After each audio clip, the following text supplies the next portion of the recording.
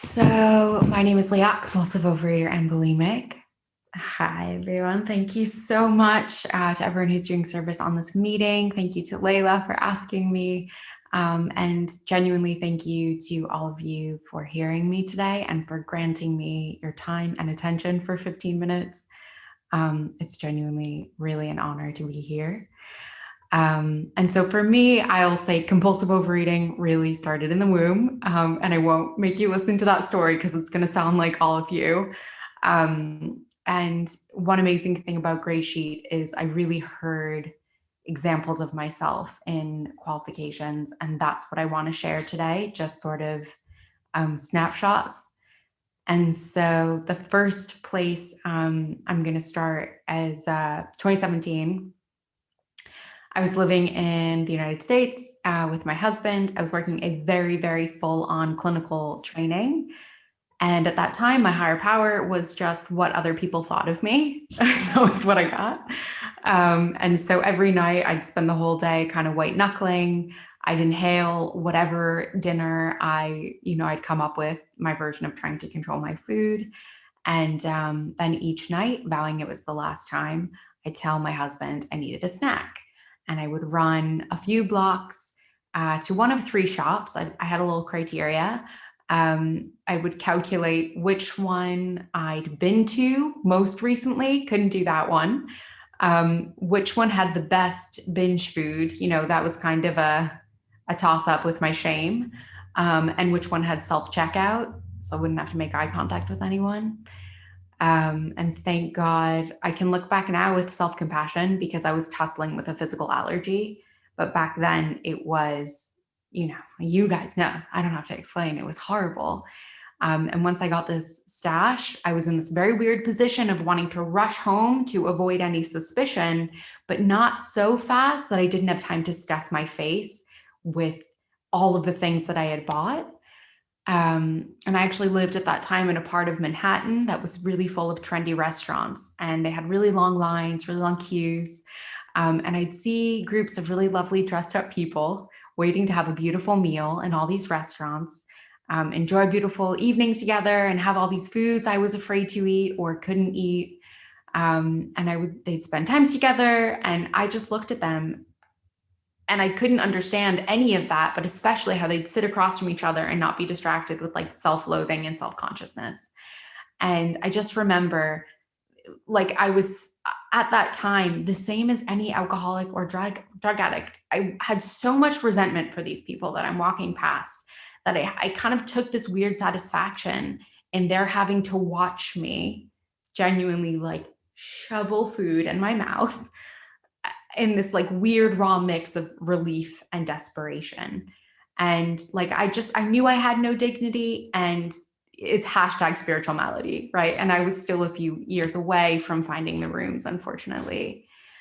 So I get outside my building, I brush myself off, try to look like normal as I walk up to our apartment, throw out the extra wrappers in the utility room, and I jump in the shower. For all of you who aren't bulimic, I apologize, but this is what really happened. I'd get in the shower and I would literally turn on the tap and I would purge into the shower. So the water's beating down on me. It's really hot in there. And I'm going crazy thinking my husband can hear me. My husband can smell the bile, right? And I'm trying to stuff the vomit down the drain with my foot and also shower. And at some point I decided if I left the door open a crack, that would seem less suspicious because that's how I would normally shower. I later found out that this was paranoia, and he was so trusting. He had no idea that this was all happening. And I did this every night. And every night I would say, never again.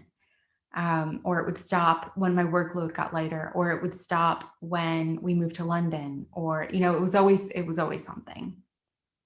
And do you know what? It was early enough in the disease that I didn't really think too much about it because I figured when I was ready, I would stop. And we did end up moving to London about a year later to be closer to my husband's family. And of course, thank God, my life collapsed. Thank God my life collapsed. Because late one night, I was doing my thing. I was purging in the bathroom, and my husband heard me. and he knocked on the door, and I heard him with just love and compassion in his voice. He said, "Are you okay?" And he didn't realize that I was making myself sick. I was making myself throw up. He just thought I was feeling sick. And his tone crushed me to hear like genuine love and care. And it reached me, it pierced me, thank God. And we talked. We stayed up really late and talked, and I was buoyed by his belief in me. I agreed to go into the rooms. Thank God I knew about the rooms. And my first meeting was 21st of January, 2019, different fellowship. I really thought I was going to get abstinent right away. That was my ego, only a little. Of course, my higher power knew better. I needed to suffer, and I needed to struggle, and I needed to be humbled. And it took me 18 months. I had an 18-month-long step one, and it really, thank God, we say like, I wish you a slow recovery, and it was indeed. But walking into the room, something I really heard, and something my disease heard too, was that I was powerless. And the disease really took that as permission to free fall. And so for me, the sickest I ever was actually once I came into the rooms.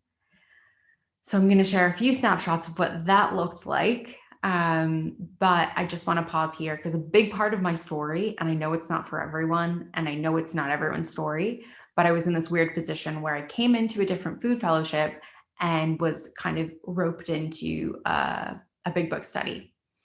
And for me, it was a miracle because working the steps, and I only worked up to step 8, the step guide was like, you are drunk in the food and you shouldn't make an amend to anyone. And she was right. So I have never done 8 or 9 yet. But I was a scientist. I was a really proud science worshiping atheist. It was a huge part of my identity. And I just wasn't willing to put the food down. I really thought I would die without it. And so without a deep belief in God, which I got from doing 2 and 3, and then really working 4 and 5, bit 6 and 7, I don't know if I ever would have felt safe enough to really like surrender. So I personally needed the steps first, but I know that's not everyone's truth. It's not everyone's story. Okay, here we go. This is different food fellowship, just to be clear.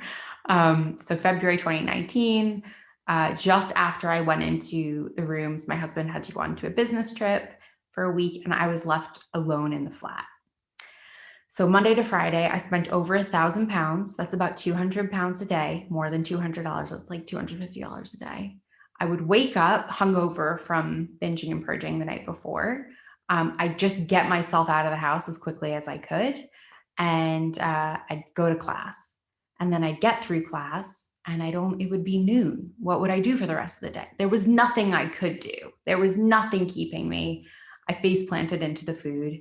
I would go to the grocery store sometimes more than once a day. I would order multiple takeaways. If I thought of something I forgot, I'd either go get it or I'd order it. And then as scrolling, I'd see more food I needed. And by Friday, it was just, you couldn't see the floor.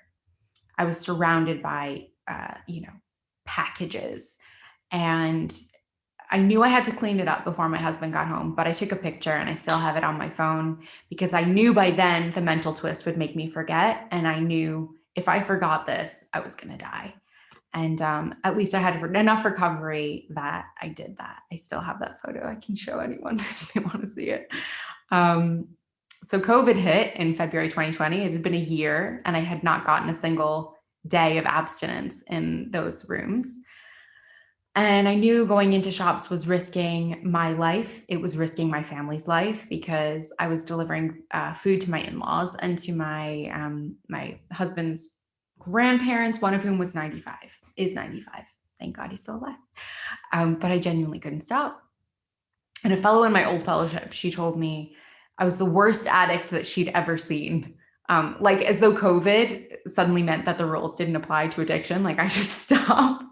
But it was honestly, I needed to hear it. It was one of the few times people really admitted to me how sick I was. And she said I was playing Russian roulette with other people's lives. And it was true.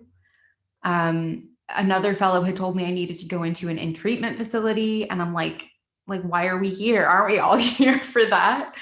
But it really, thank you, Melanie.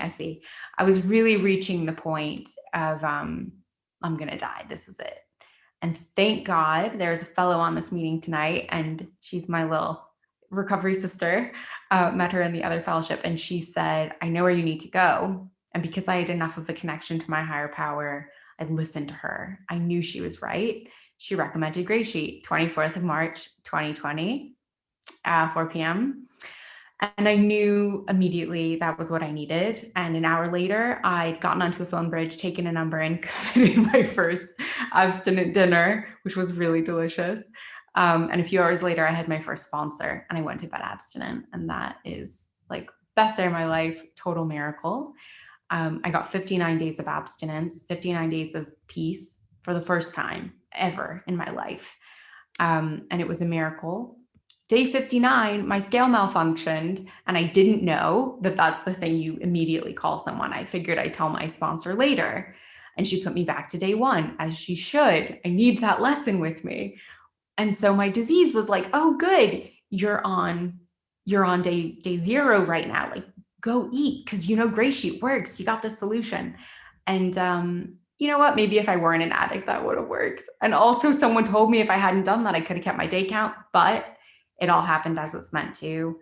And so began the worst, most demoralizing, scariest, and potentially most deadly summer of my entire life, hopefully, right? Knock on wood, that never happens again. I got myself a new sponsor, and I committed my food to her every morning. I never left GreySheet, but I couldn't get more than a few days. And I was living in the physical allergy all the time. It was absolute hell. Thank God for my sponsor, because she was so non-judgmental and compassionate. I just kept committing my food to her every morning.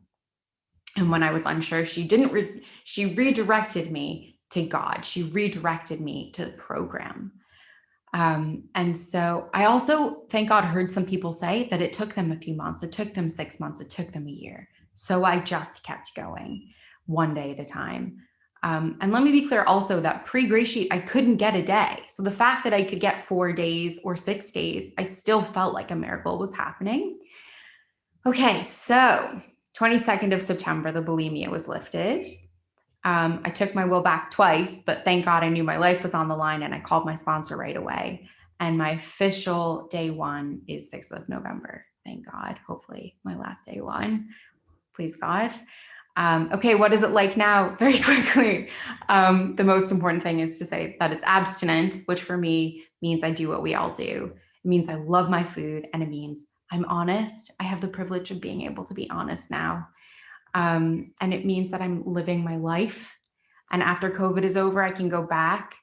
I can go out for dinner with my friends. If I bring my back up and my scales, and I don't have to feel my resentments in the same way, I don't have to eat over them, right? I can, if I have a resentment about the person in the line with me, I can do a spot check on that.